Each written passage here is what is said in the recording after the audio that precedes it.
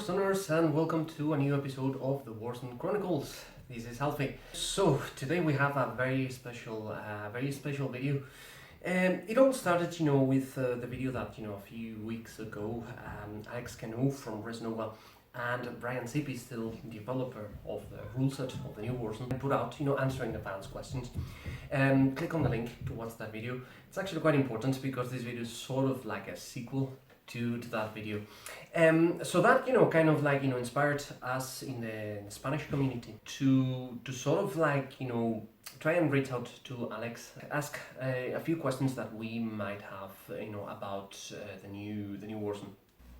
And so Alex kindly agreed to to answer our questions, really to take part in this little casual interview that we recorded. Thank you very much again, Alex. And well, without further ado, I'll leave you with the interview. Hello, Warzoners! Welcome back to the Warzone Chronicles. This is Alfie, and today we have a very, very special episode. We don't have one, but nor two, but three very special guests. We have, first of all, Andrés Toribio, organizer of the Spanish national tournaments for the last 3 years. Is it, Andrés? Yes, for the last 3 times. For the last, the last 3 editions of the Spanish Warzone tournament. Welcome, Andrés. Hello. We also have from the Basque Country, Álvaro Lareo. Fantastic player, incredible painter, the brush of Silver Skull Painting Studio, which you can follow on Facebook and Instagram. And despite that, a great person. All right. Hello, Álvaro. Hello. How are you today? Just fine, thank you. Good stuff. And perhaps most importantly, we have with us Alex Kanous. Sorry if I butchered your surname. The man, behind the new upcoming version of Warzone. So, he'll be with us to answer a few questions from the Spanish community that we have compiled. So, Alex, thank you very, very, very much for being with us today. And okay. Thank you for having me. This is your space. No, this is great. I really appreciate it. I know how passionate of a fan base the Spanish community is, and so I'm absolutely honored to have the opportunity to talk to the three of you and as representatives of that community. We're really excited about the excitement that we're seeing, within your player base, and it can't wait to roll out the new edition and see what you guys think. So thanks for having me. No problem. Right, Alex, so this is a little bit of not exactly, but sort of like a video response to the video that you put out with Bryan, where you were asking questions, from the fan base. So first of all, I would like to ask you, if that's okay, to tell the people who are watching the video, who didn't get to see the previous video, what your idea is, why Warzone, and what do you have in store for the new edition? Like in broad strokes, really. So why Warzone, as in why is Resnova looking to bring Warzone back? Mm-hmm. Okay. Yeah. So in the video that you're mentioning, Alfie. So yeah, Bryan C.P. Steele, who is the developer on the game. He and I answered a number of questions from the fan base that we received through Facebook, Twitter, a few other sources, really asking, who is Resnova? What is this new version of Warzone supposed to look like? What are inspirations? Some questions about the actual models we're looking to produce, what the rules are going to look like. So it was a pretty comprehensive conversation. But ultimately, to summarize that, right, what we're looking to do is produce a small scale, fast playing edition of Warzone.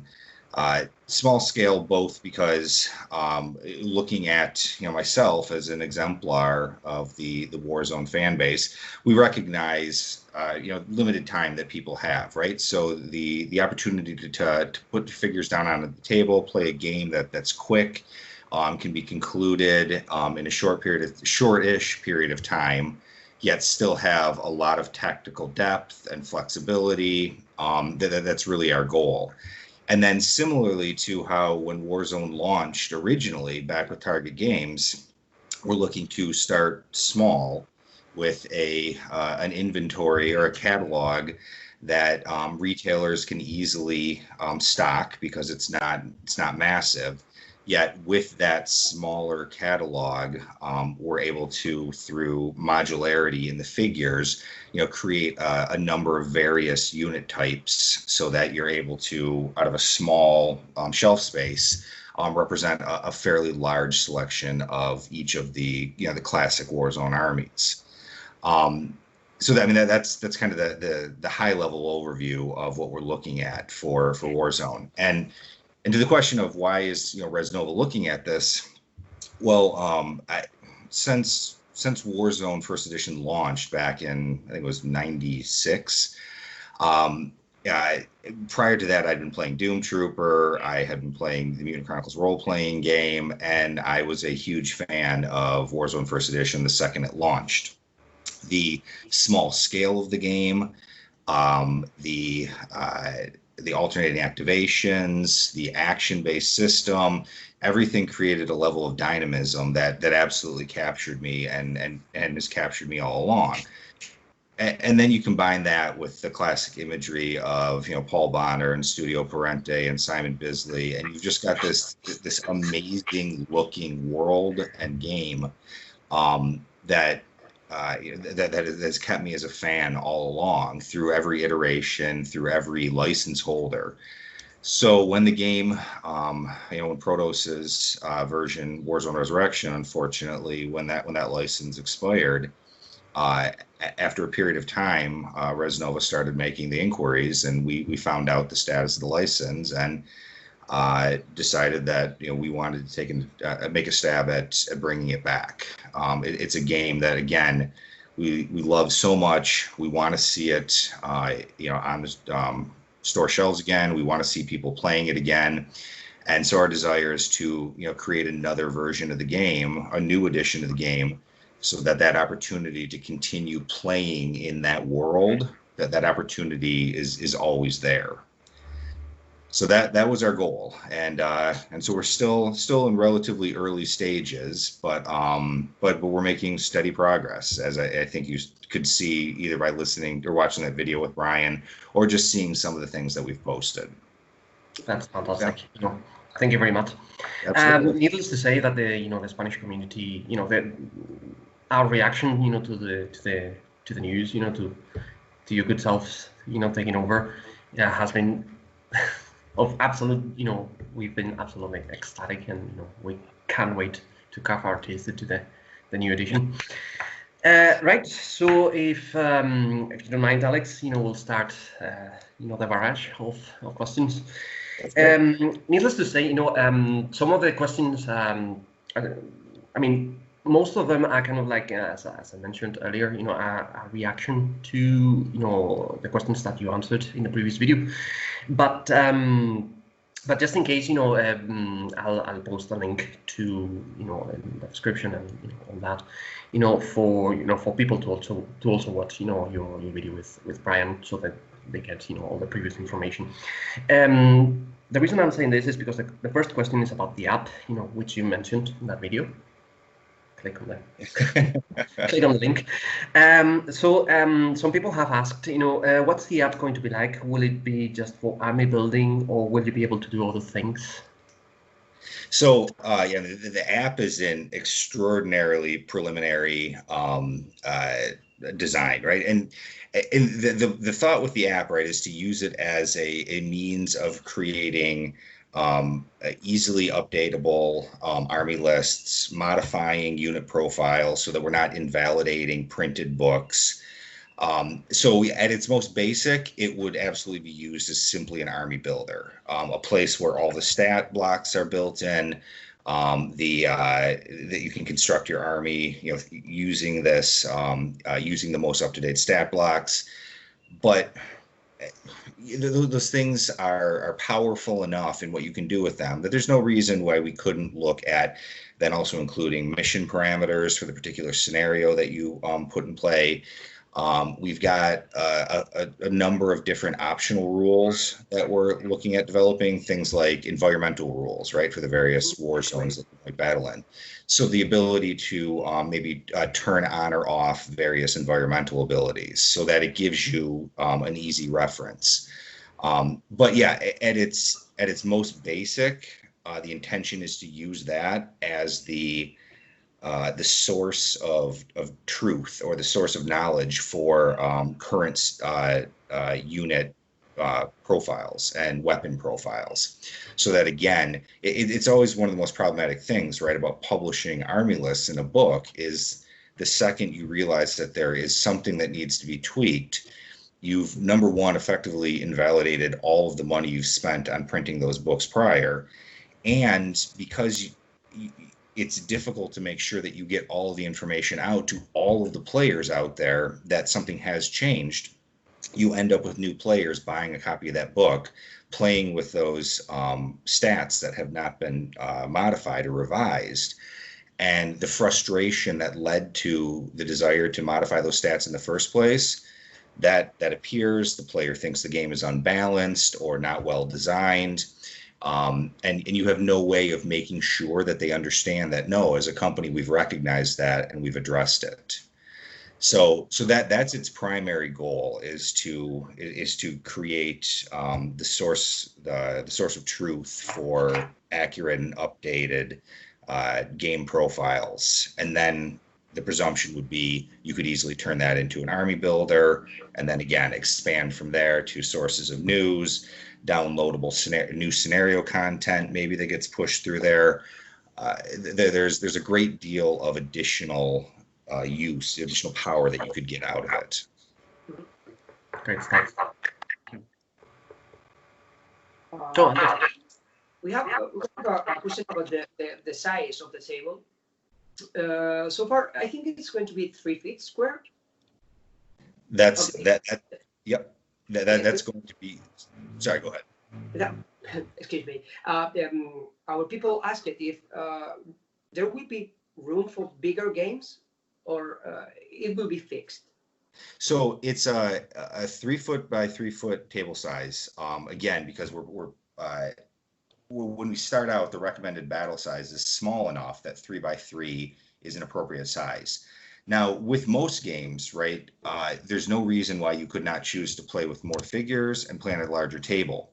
The one thing to just understand, though, right, is that all of the game balance is going to be based on the presumption of a 3 foot by 3 foot table. Mm-hmm. So if you change the table size, then longer range weapons become significantly more effective. Mm-hmm. And so those are things that we can't design to accommodate, right? We have to start out with, these are our known parameters. This is what we're designing for the game to play like. But again, there's absolutely no reason why you could not play on a larger table, but our recommendation is 3 foot by 3 foot. Now, Brian's mentioned a few times that the intent is to be able to scale up, but that's not probably going to be something that you can do simply using the core rules as we release them. There will be an expansion of some sort that looks at changing the style of gameplay from this small unit of special forces troopers to a larger battle game, right? And I don't know if we've communicated that perfectly well to this point, but the idea for this core game, right, is to absolutely recapture the imagery that you saw in all those books, right? So there are very few scenes in any of the classic artwork that shows massive ranks of troops with tanks, and right, you hear about those battles, right? The McCragg line and all these pitched battles with massive numbers of troops.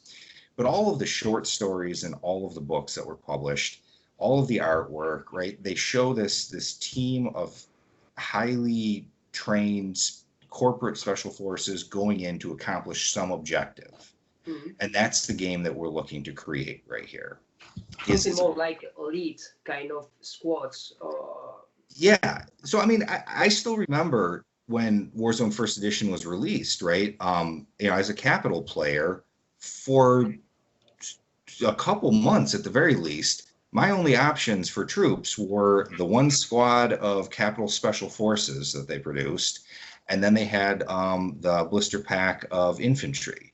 And that was it, right? That was the extent. And so most of those games in First Edition were played very elite troop heavy because they had more interesting options, they had more special rules. And I think that's, as much as the trencher and the hussar fix very squarely in the story, it's the Blood Berets and the Venusian Rangers and the Free Marines. These are the troop types that inspired the artwork, inspired the stories, and so very much this first iteration of the game, this first release, is telling those stories. Mm-hmm. Okay. Perfect. That's it. Thank you. Great. So, will be heroes or sergeants in the squads like in the first edition in the units? Right. So so heroes, like named heroes, are not going to be in the game to start with. Yeah. We absolutely have an idea of how we're going to incorporate heroes that we think would be pretty neat. Sergeants, there is not going to be a squad sergeant because you're not necessarily going to have a squad. Yeah. Right, you're not going to have a squad of Free Marines that you put, but there is absolutely a profile for a leader, and the idea is that you could absolutely take a someone who has got all of the traits of a sergeant in your squad. But again, because you can build a mixed unit, it doesn't mean that you have a Free Marine sergeant and a squad of Free Marines. You might have a Free Marine sergeant, a Free Marine sniper, a Desert Scorpion heavy weapon, and a Desert Scorpion recon guy, right? And so it could be, so you can still have somebody with leadership traits and the ability to inspire and, take the role of a sergeant. But yeah, you won't have, the traditional squad composition rules. Okay. Thank you. Yep. Right, this question actually, quite a lot of people actually came up with this question. Being a skirmish, game, essentially, are you thinking of, a system to gain experience and go through campaigns, sort of like, what happens in one mission, affects the next one? Right. So again, not in the core release, but that absolutely is. So, and again, right, a lot of what we're talking about at this point is these are plans. So I should put a big disclaimer that all of this may change, but we do absolutely have a few scenario packs that we have already started sketching out what those would look like. And the idea would be, in the course of those, not only a set of connected missions that you would play through, but an opportunity to have the squad or the unit that you take into battle change over time, right? And so it would be played as a set of linked missions, and through that, you could have some development. But otherwise, as a base game, there is no campaign system planned. Mm-hmm. But again, I mean, go ahead. No, I was just going to ask, so it's sort of like, you have the option, of playing a campaign if you want to, but, essentially you just can, put your minutes on the table, have a friendly game, and then tomorrow will be another day. Yeah. So our design kind of philosophy here is very modular, right? The core rules that we're going to release. So to the whatever the core book is that tells you how to play the game is very much going to be simply rules for playing, rules for army building, but probably not army lists because of the issues we talked about earlier. Mm-hmm. And then the core missions, right? So the missions that if you were going to, for instance, have a tournament, these would be the missions you would use. But they're also the missions that you can always rely on for friendly games. And then from there, the plan is to have like I said, these narrative campaigns that could have experienced growth through them.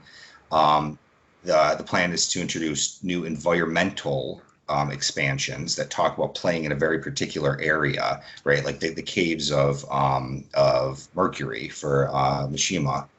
And so each one of those would not only have new environmental rules, they could have new specialist options for your troops to represent people trained to fight in different locations, new scenarios to address fighting in these new locations. And so again, the idea is to create a very solid core and then have all of these spokes off of it, and you can grab whatever you wanted to create a customized game. That's grand. Mm-hmm. Thank you. The next question is, I think it's almost already answered, but people are asking this. Is it to be based completely on the first edition of Warzone, or will you pick up some aesthetic and mechanics rules from second edition or Warzone Resurrection? Interesting. So when I say it's based on first edition Warzone, right, what we're really talking about is the aesthetic, right? The look, the imagery, the stories that were told. And so, first edition Warzone, right, is different than second edition Warzone. Second edition Warzone changed the art slightly, changed the scope of the battles. Mm-hmm. And so, to the extent that we're looking at the differences there, we're very much more first edition Warzone.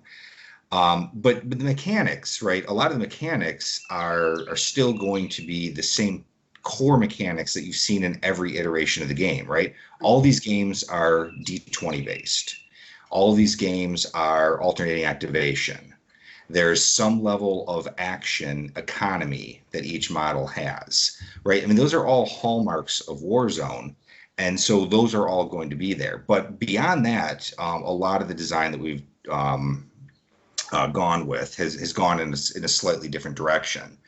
One of the things that one of the reasons why I specifically reached out to Bryan to take the core set of rules that I had written and develop them into a full set was because of his work on Dark Age. Yeah, and that's going to be my next question, because I'm a Dark Age player and I really see the resemblance between both games. Well, and there's a reason for that, right? Because Dark Age was written by a Warzone freelancer.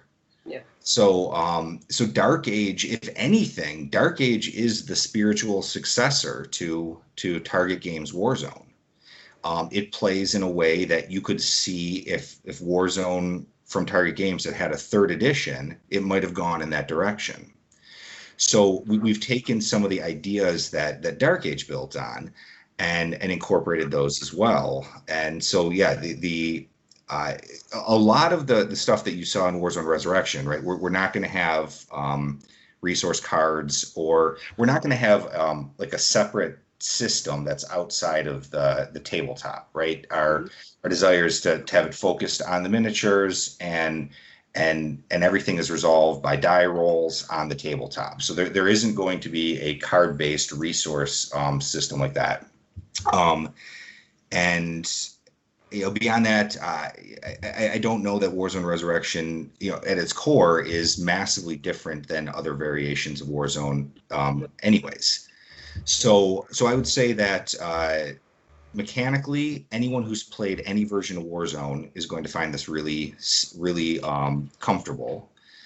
But then again, when it comes to, like I said, the storylines and the imagery, it's Warzone First Edition. It's Mutant Chronicles role-playing game. It's Doom Trooper. It's Siege of the Citadel. It's Dark Eden. That's the imagery that we're going with, and we really hope to continue evoking that. So, great. Thank you. Yep. So Andrés. Are you thinking of any organized play? If so, it's like a tournament system, and will there be a tournament pack, like exclusive miniatures, posters, tokens, etc.? Right. So, yeah, I mean, organized play, we don't fail to recognize how important that is. Now, Res Nova is small, right? So organized play is a difficult thing to manage when you're a small company. Yep. Now, a lot of small companies are able to work around that by having a trusted community of event leaders. I mean, very much exactly like what you guys have done in Spain. Yeah. And so we absolutely want to do that. I personally am not a tournament player, right? I've always been a narrative or story-driven player, but tournaments, right, are great because they bring this large group of people together who all get to play the game together, and it's the game experience at its most basic, right, at its most functional, right. You strip out all of the optional rules, and you play the game as it's written at its core, and I really understand the value of that, and so it's something that we want to support. How we do that is still a question. I think it's going to be continuing to work with groups like yours, leaning on you guys for your expertise, your knowledge of your communities, and what it is that they want. But in terms of special edition figures, yeah, I would absolutely love to do that. I mean, there's no question whatsoever that the greatest thrill I'm getting out of all of this is actually seeing miniatures being produced that Res Nova is creating for Warzone, Yeah. and that fit this imagery that I've always wanted to see miniatures of. And so any opportunity to make additional miniatures, we absolutely will be on board for that. Now, what a tournament packet actually looks like, I couldn't say at this point, right? I mean, that's still early enough, but yeah, absolutely, we want to support organized play, but it's going to have to be based upon people being willing to take on that responsibility, working with Res Nova in order to facilitate this, and that's very much going to be a new world for us. Mm-hmm. So there will no doubt be a learning curve there, but yes, yeah, we absolutely we want to support that. Okay. Great. Great stuff. Well, next question is, basically already answered, but will the app be released only in English, or will it be translated? This is essential because, as Andres mentioned earlier, some people are reluctant to play games that aren't in Spanish. Yeah. Or their language. Yeah. So I think if we look at any of the materials that we produce, so let's step away from the app for a second, right? Because the app was mentioned in the video with Bryan, and that's something we absolutely want to produce. But to start with, right, it's the printed material that's going to matter, right? Because the rule book if the rule book is not translated into other languages, that's going to be the initial barrier to entry for other people getting into the game. So when we're talking about the rule book or any of the cards that we might produce that list unit profiles or weapon profiles, I can't say how quickly we could turn it around, but the goal will be to have obviously the book in English, but our hopes would be to have it in at least Spanish, Polish, French, and Italian as well as soon as possible, because those, from watching the community over the last several years, those seem to be the strongest continuing supporters of this license, of this property. So trying to figure out how quickly we can get the books and the cards translated, that is absolutely a goal that we have, and we've already started working with parties representing those various communities, trying to figure out what sort of translation services we can take advantage of. But there's no question that if we can't do that at launch, our intention is to get that done as quickly as possible. Mm-hmm. But again, if we go back and we look at the size of the rule book, right, the more basic or more foundational the rule book is, the easier it will be to get it translated into numerous languages, because we don't have some hefty tome that we're trying to translate, right? It becomes this condensed core set of rules. So yes, there's no question we are not going to allow that to not be done as quickly as possible. Great. will there be a two-player started box, like something like Brotherhood against Dark Legion? In the case that you have already planned that, do you know? Can you tell us a bit of the content?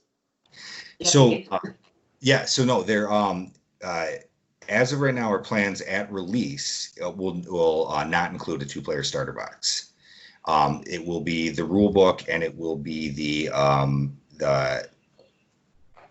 army core box sets, right? So each faction, each of the corporations will have one.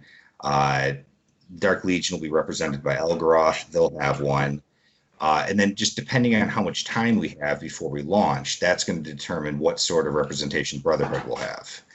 Again, if you look back at the very early release of Warzone, and part of the reason I keep going back to talk about Target's release of first edition Warzone was because that was the first time the game was released in the market, right? That was the first time that Target had started pushing out a line of miniatures.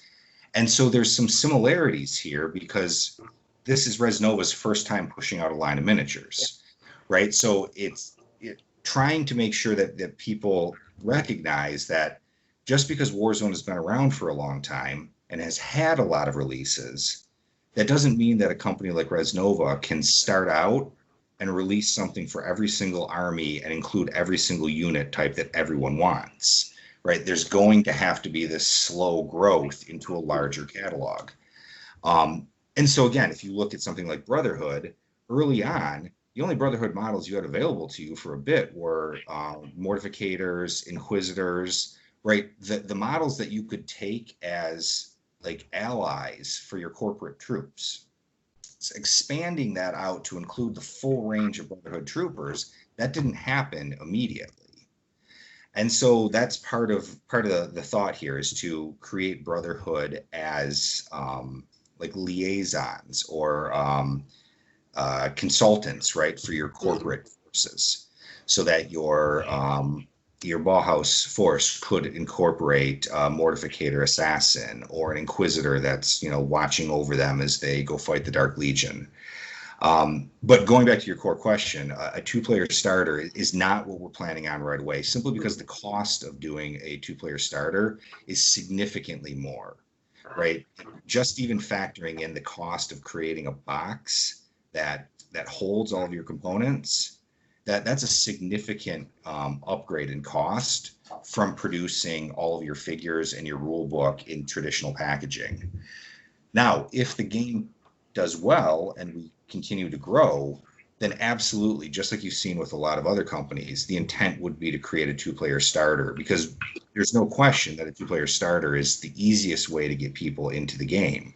There's an excitement that comes from seeing this big box, full color, sitting on the shelf with a bunch of miniatures in it, and then all the peripherals with that, right? Special dice and maybe cardboard punch-out terrain that is themed for Mutant Chronicles.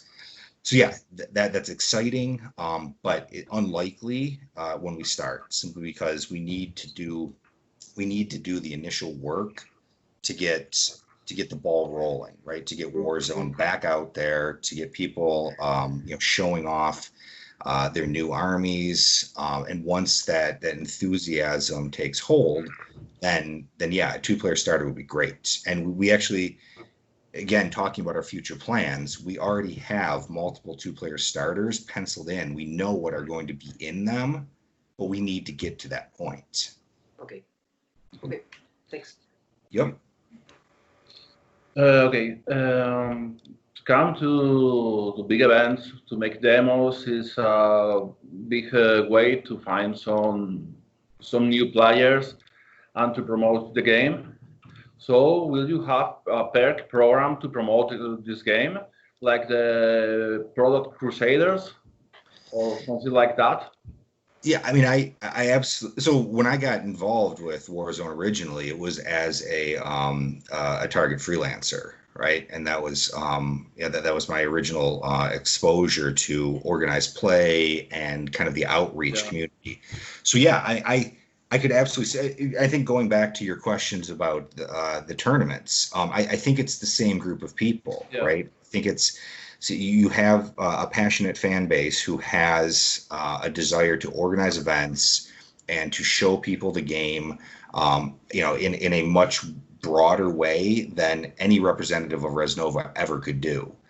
And so, absolutely, I would love to have something like that. Now, the size of it, again, that's hard to say, right? Because you get a large enough number of people, it becomes difficult to manage that community. But yeah, I would absolutely love to do that. I mean, it's been great talking to guys like you who really, really love this game and love this universe and want to be involved in it. And so, knowing that that's how I got involved with Warzone in the first place, I would love to give people the same opportunity to still get involved. Now, I think there's going to have to be conversations with representatives of that type of, or of that group, to try to understand, what does it mean to be a freelance representative of the company in that way, to organize tournaments.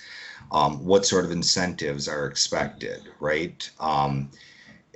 Those are all places where Resnovas will still have to learn, and will definitely be open to communication from people with ideas of how to structure that. I think so far we've been pretty responsive and pretty communicative with people who want to engage with us. So we'll just continue doing that, and hopefully one of the results of that will be a robust community of people that can introduce others to the game and show off the system to people, run tournaments, and we'd be excited to have those kind of partners. Okay, thank you. Yeah. Yep. And Absolutely. Wolfie? So another question, Alex. Are you intending to produce themed trinkets, for the game? Additional kind of like bits and pieces, sort of like rules or markers, special dice. Yeah. So, one of the we would love to produce everything that we could in support of this game. One of the questions always is what does the license allow us to do, right? So we have the license to produce Warzone.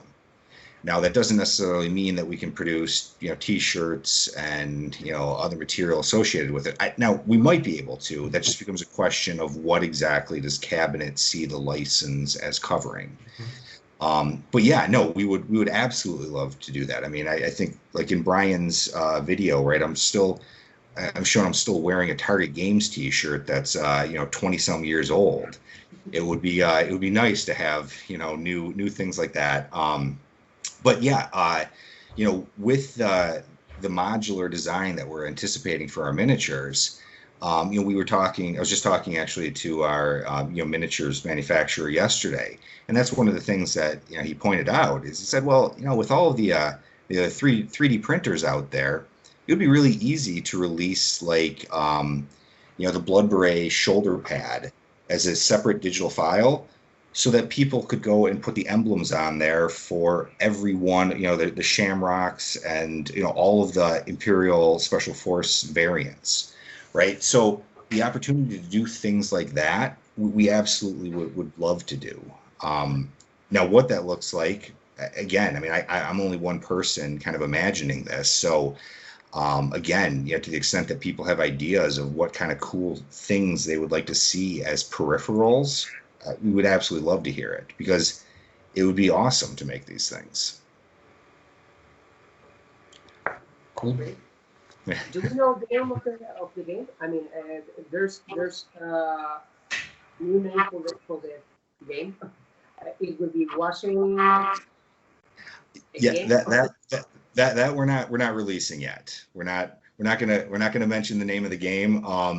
In part, there's a lot of conversations still about the ideas that we have for it. So we haven't come to an absolute agreement as to what the game will be called. But at the same time, right, that's going to be a significant release, right? Is when we say this is what our game is going to be called. Because once we commit to that, once we've released that, I mean that is our game. That becomes Resnova's contribution to the history of Warzone. And so it's a big deal for me, right? To actually say this is what we're going to call it. So yeah, so we're not releasing that yet. We got the new logo. My graphic designer has already knocked out a rough draft of it. So I think people will like the direction that we've gone. Right, again, it's this tribute to the original, but also recognizing that it's not the 1990s now, and not everything can be reflective chrome and. But yeah, so not. Yes, it'll be called Warzone something because it does have to be distinct. But yeah, we're not gonna reveal what that is quite yet. Warzone Nova, maybe. What's that? Warzone Nova, maybe. No. Yeah, that would be a little bit too on the nose. Yeah, I mean, so right. Like again, I mean, I love Warzone. I love the Mutant Chronicles universe. What I want to do is I want to create a new version of this that is obviously influenced by my perspective on what the game should look like, but we're not looking to put like our stamp on it, right? It's not going to be obvious. Oh, this is Res Nova's product, or I'm not going to put any cameos or special characters in there that are like based off of me and my friends, right? This is going to be inspired by all of that, classic imagery. Now, of course, that means that we are producing new models and new illustrations of characters that were based on somebody else's friends back in the day. But no, it won't be Warzone Nova because Res Nova is just the company that's bringing it back. We're definitely not looking to put our stamp right on the cover. Okay, cool. Good to know. Yeah. This is a complicated question. So, will you manufacture in China or locally or in Europe? Yep. So if our current process works out, and it's looking like it is, like you guys saw you guys saw the render of the blood beret, right? I have the blood beret physically, right? So it's looking like this manufacturing process should work for what we need, and presuming that is the case, it'll all be produced right here in the U.S. Okay, Thank you. Yep. Great. That's good. Our resident graphic designer, came up with this question. Sebastian Crenshaw. Do you have an art director or a main artist? Can you give us a name? So right now, so the only artist that we have pulled on is doing concept art, and his name is Anwar Hanano.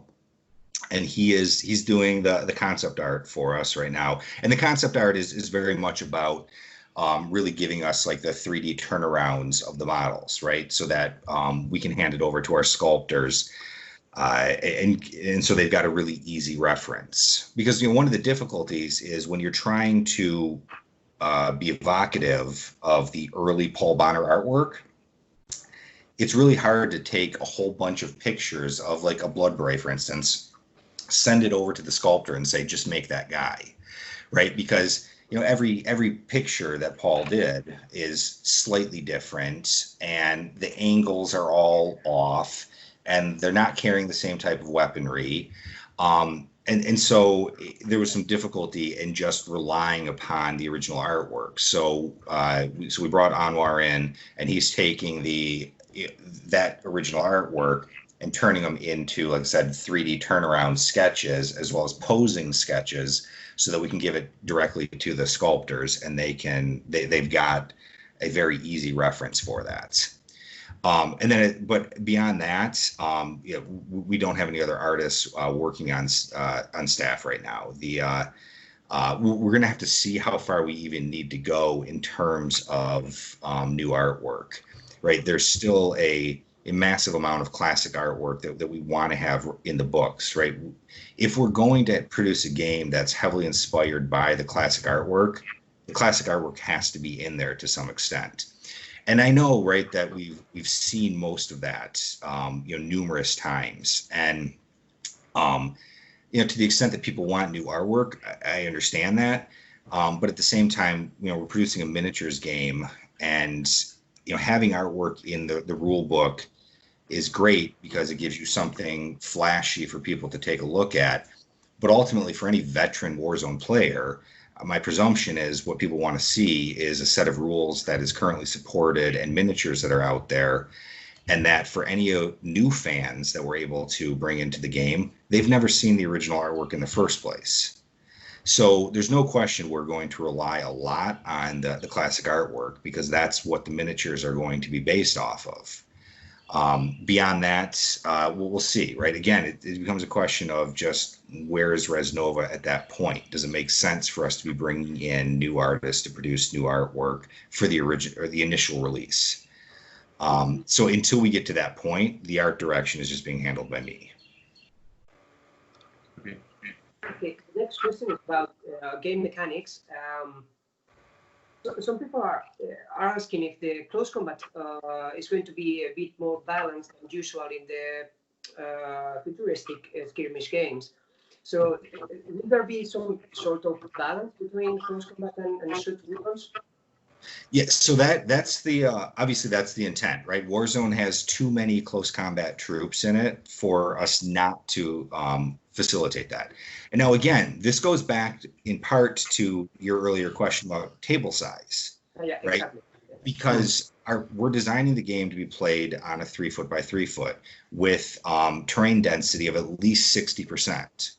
Right, so that alone creates a table that's dense enough and small enough that close combat troops should be able to get closer to their enemy than they would on a larger battlefield or a battlefield that's more sparsely covered in terrain. But beyond that, there's enough special rules that we're putting in place for things like suppressive fire that should enable you to engage in the tactical decision making you need to in order to get those troops up there.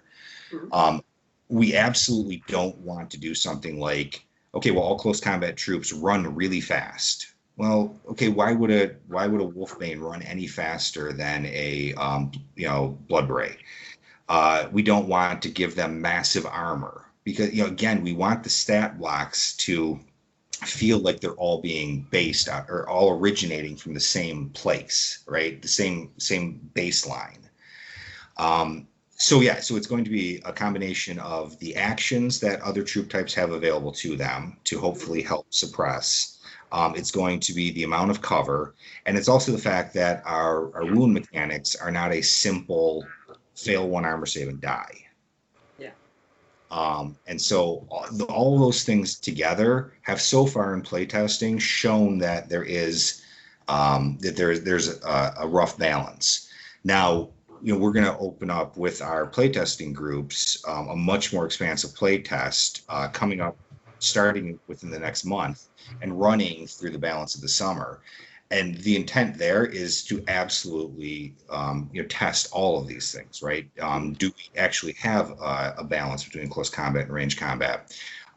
Does the 3 foot table size work, right? There's a whole bunch of presumptions that we've been talking about on these conversations that all might go away. It might all be wrong. And the play testing will show that. Okay, thank you. Okay. This is a question about, this is from a Brotherhood fan. So what about Brotherhood will be in the initial release? And for myself, I add, Cartel will be a complete faction. So as I mentioned earlier, the size of Brotherhood's representation will depend on how far we've gotten in manufacturing for the core units, right? The 5 corporations and Elgaroth. We absolutely want to have Brotherhood in there. I think there's going to have to be a conversation just with Brotherhood fans in part, right? Because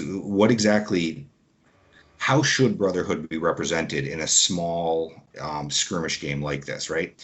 For instance, does it make sense for a Brotherhood trooper, right? The basic soldier, the soldier who's, tasked with garrisoning all of the cathedrals and supporting corporate actions when they attack a Dark Legion citadel. Should that basic trooper, be in the game, or is it Mortificators, Inquisitors, Mystics, Valkyries, Sacred Warriors? Are those the representation? And so that's something that we haven't completely settled on. My presumption is it's the second part, right? That it's the elite troops. And so, yeah, again, we would love to have that. I don't know how expansive the Brotherhood presence is going to be. And then in terms of cartel, it depends on what people mean by cartel, right? If they're looking at cartel as being the cartel agents, then probably not for a long time. If it's cartel as in it's a mixed force of corporate troopers that are tasked with attacking a Dark Legion citadel, then I could see that as being a scenario-based build, right? So it wouldn't make any sense in my opinion at least, for a cartel force made up of corporate special forces to be going and fighting another corporate player. So, maybe it becomes a special rule where the cartel force can be made up of these corporate special forces, but you have to be fighting Dark Legion. But because you're able to pick and choose all these really great corporate special forces, then the Dark Legion player gets some additional bonuses to balance things out. And so I can see that being a scenario-based army build to start with. But then again, building out to it. Because, back in the day, I had a cartel force as well, right? I was a cartel player, an Ilian player, and a capital player. So I would love to have cartel special or cartel agent miniatures because they're just cool looking and they really give you a different, just a different model aesthetic to put on the table. But yeah, not for the foreseeable future. Okay. And we are coming to the end, only a couple of questions left. So the first one, is it's fairly interesting, I think, because of the mechanics, that you have in store for us. Are you thinking of producing, a terrain to go the line? So Res Nova would not be producing terrain. Again, that's simply outside of our wheelhouse right now. That being said, again, we have partners that we're working with who do have expertise making terrain, right? It's one of the things that they're capable of doing.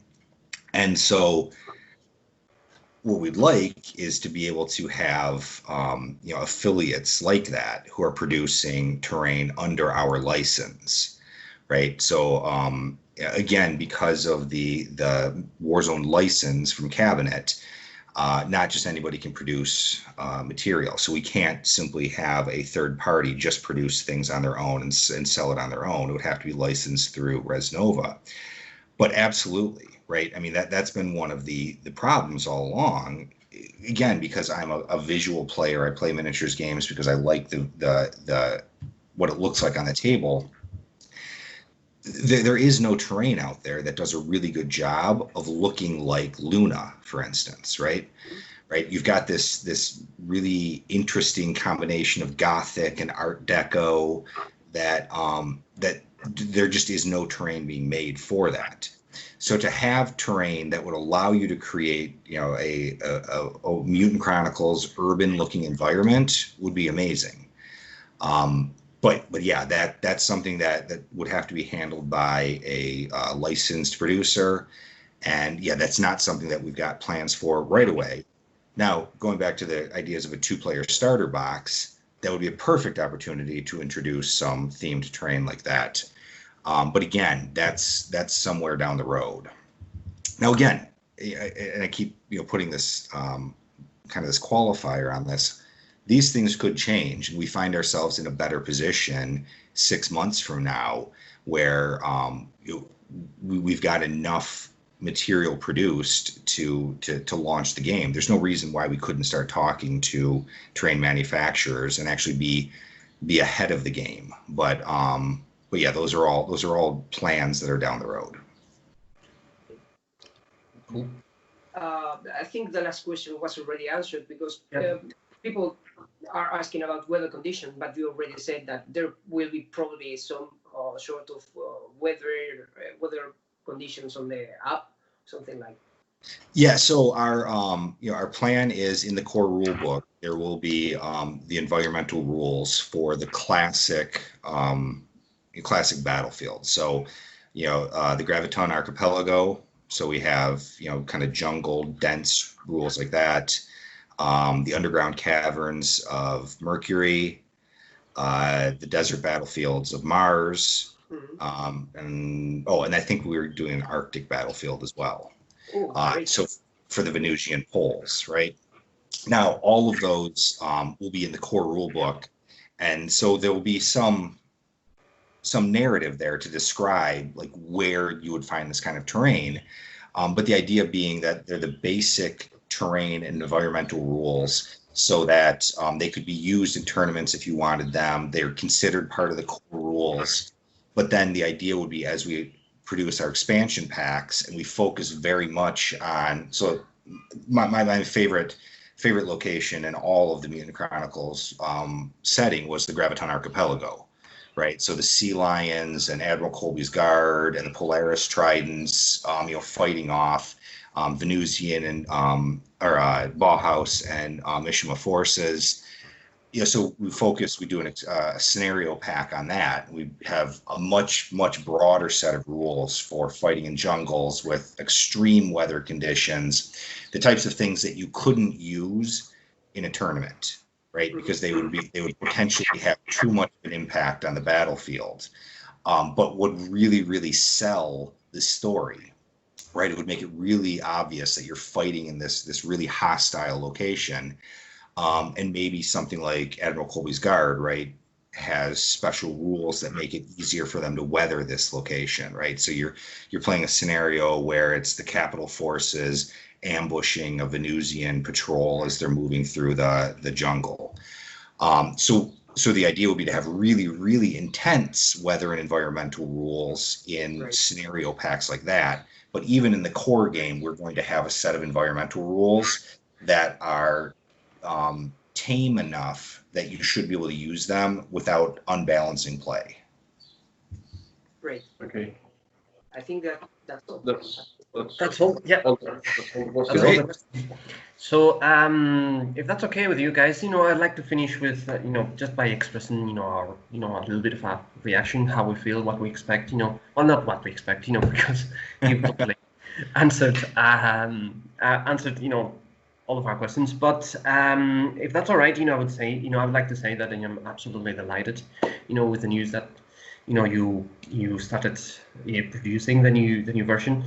And, I just wanted to say, thank you very much for taking the time. Thank you so much for your passion and for being so open and, being there for all our communities. And I cannot wait to see what you have for Mishima. That's Bauhaus for my case. But Right. Yeah.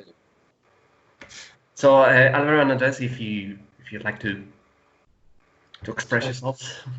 I just want to start to organize next tournament and to view how this game will be growth.